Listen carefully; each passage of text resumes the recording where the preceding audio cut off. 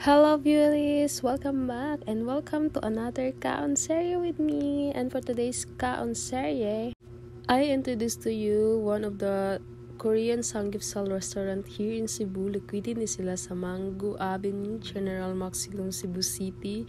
So tapad lagi sila diri sa 7-Eleven guys. Kung familiar mo diri sa Mango Avenue, diri kayo ninyo siya makita kay na naman sila mga placards or mga tarps there sa gawas. So nalimutan ko sa mangalan good. Basta makita rin yun na tapad lagi siya sa 7-Eleven. And then masulit pag kayo ninyo inyong bayad diri kay sa side dishes pa lang niya is daghan na kayo, daghan na kayo mga choices. And then napagit sila soup, and then napagit sila dessert after, diba nakita niyo na siya. And then kana sila ang ilahang main dish is kaning na suba-suba mo. So only na siya tanan guys, as long as kaya ninyo hotdon, diba?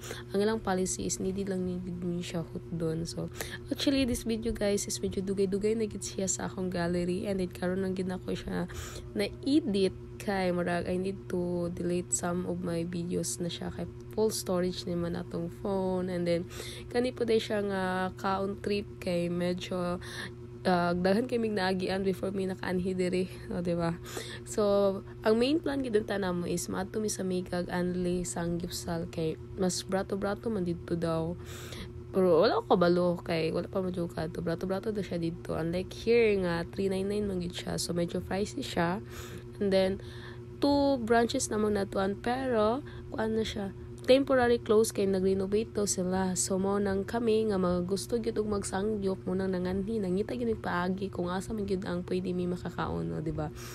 So kani siya gi-recommend po ni sa among friend kay nakaanhin na daw sila last og sulit po daw inyuhang sulit lagi ang lami po siya. So the ambience itself is kuan gid siya luag ang ilahang store, so very good siya nga pwede mo mag dine in or boundaries with your family, friends, and of course your loved ones. So perfect place siya diri.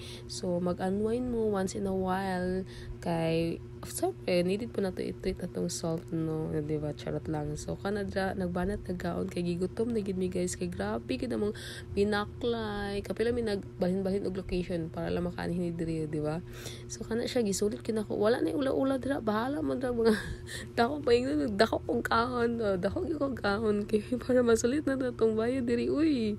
So ano siya, if you're looking ka ng mga Samgyeopsal restaurant, so try to visit diri sa ilahang kani siya nga Samgyeopsal restaurant to, diba? So ano siya guys, hope you like it this video, and don't forget to subscribe, like, comment, and share everyone. Thank you.